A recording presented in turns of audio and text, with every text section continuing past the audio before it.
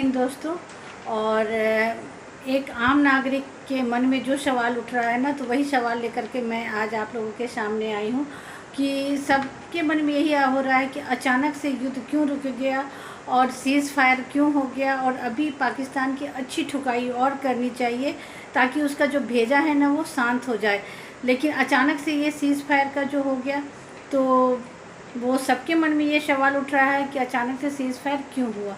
तो इसके पीछे भी बहुत बड़ी रीज़न है। सबसे पहली बात कि 4 बार इंडिया से लड़ाई लड़ने के और मतलब हारने के बाद भी पाकिस्तान की दिमाग अभी सही नहीं हुई है। और ये बात है कि वो शुरू से ही उसके खून में हमेशा विश्वासघात है, तो वो कभी भी कुछ भी कर सकता है। कि जैसे बहुत बार ऐसे हो चुका है, कारगिल का युद्ध भी हुआ है, वो भी हमने देखा है कि वो हमेशा हमारे साथ विश्वासघात करता है।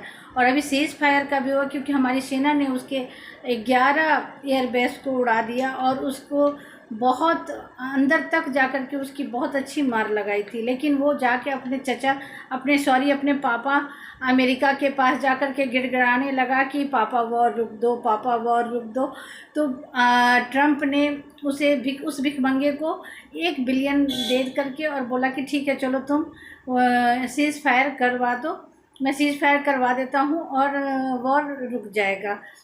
लेकिन जब ये शाम में 5 बजे के करीब में ये घटना हुई थी कि सीज़ फायर हो गया, वॉर रुक गया है, लेकिन कुछ देर के बाद फिर उसने शुरू किया वॉर। क्योंकि उसने अपने बाप से तो जाके पहले बोला कि पापा वॉर रुकवा दो, लेकिन जब उसके चाचा चाइना को पता चला कि अरे ये तो मेरे हाथ से निकल रहा है, तो वो उसको फ़ोन घुमाने लगा चिंगपिंग कि ऐसा कैसे हो सकता है कि मेरे रहते हुए और ट्रंप बीच में दखलंदाजी करे। तो सबसे बड़ी बात है कि ये पाकिस्तान किसी का नहीं है, भीख मांगता है अमेरिका से और चाइना से, और इंडिया के सामने सीना ठोकता है। तो इसकी तो ठुकाई तो बहुत अच्छी हुई। और ये भी आप इसके पीछे भी बहुत बड़ा रीज़न होगा, क्योंकि मोदी जी सीज़ फायर ऐसे नहीं कर सकते। और हमें अपने प्रधानमंत्री पर बहुत भरोसा है कि हमारे प्रधानमंत्री जो भी निर्णय लेंगे और हमारी सेना जो भी करेगी वो देश हित के लिए बहुत अच्छा होगा। और इसकी ठुकाई अभी बहुत बाकी है। सबके मन में था कि 2-4 झापड़ इसे और पड़ते, क्योंकि कहा जाता है ना कि सांप को थोड़ा सा मार के छोड़ो नहीं, क्योंकि सांप को अगर मारना है ना तो उसे बढ़िया से कुचल के रख दो, तभी वो फिर से फन उठाने के काबिल नहीं होगा।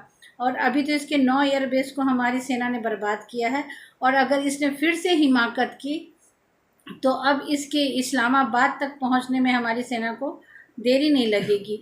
तो इसलिए आप लोग दिल छोटा मत कीजिए कि ये सीज़ फायर हो गया, पाकिस्तान से लड़ाई क्यों रुक गई, उसकी ठुकाई अभी अलग अच्छे से होनी चाहिए, तो होगी उसकी ठुकाई।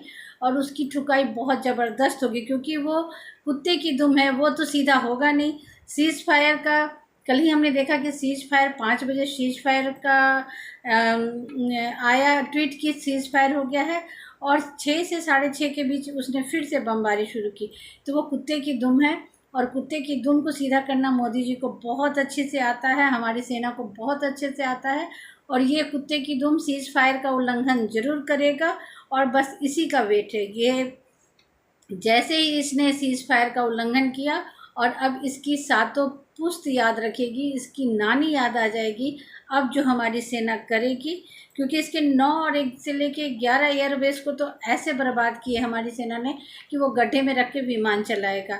तो अभी आप लोग निराश मत होइए, हमारी सेना इतनी कमज़ोर नहीं है कि वो, और मोदी जी जो भी सोच रहे हैं वो देश हित में सोच रहे हैं, देश के लिए सोच रहे हैं। क्योंकि हमारा देश बहुत आगे जा रहा था, और ये चाइना है, ये चाइना कुछ न कुछ तो इसके पाकिस्तान के साथ करेगा। और जो ट्रंप चाचा है ना, वो अपने घर में बैठ कर के जो नसीहत दे रहे हैं ना पाकिस्तान और इंडिया को, वो अपना नसीहत अपने पास रखेंगे। और अब हमें किसी की नसीहत की ज़रूरत नहीं, अब जो करना होगा मोदी जी करेंगे। और आप देखिएगा कि ये सीज़ फायर का उल्लंघन ज़रूर करेगा। ये विश्वासघाती है पाकिस्तान, ये 1 बार नहीं, 2 बार नहीं, 3 बार नहीं, ये बार बार हमारे साथ विश्वासघात करता है, और हमें इस पे कभी भी विश्वास नहीं होना चाहिए। तो आप लोग निराशा मत होइए, अभी पिक्चर अभी बाकी है मेरे दोस्त, पिक्चर अभी बाकी है। और इसकी ज़बरदस्त ठुकाई अभी बाकी है। और जब तक इसकी नानी ना याद करवाए हमारी भारतीय सेना, तब तक इसको छोड़ना नहीं है। तो इसी के साथ आप लोगों की क्या राय है ज़रूर कमेंट्स कीजिएगा। और एक आम भारतीय नागरिक होने के चलते मैंने ये वीडियो बनाई है, क्योंकि जो हमारी समझ में है, हमारी समझ से ऊपर मोदी जी की समझ है। और मोदी जी जो भी सोचेंगे वो देश हित के लिए सोचेंगे। हमें अपने प्रधानमंत्री पे पूरा भरोसा है। जय हिंद, जय भारत।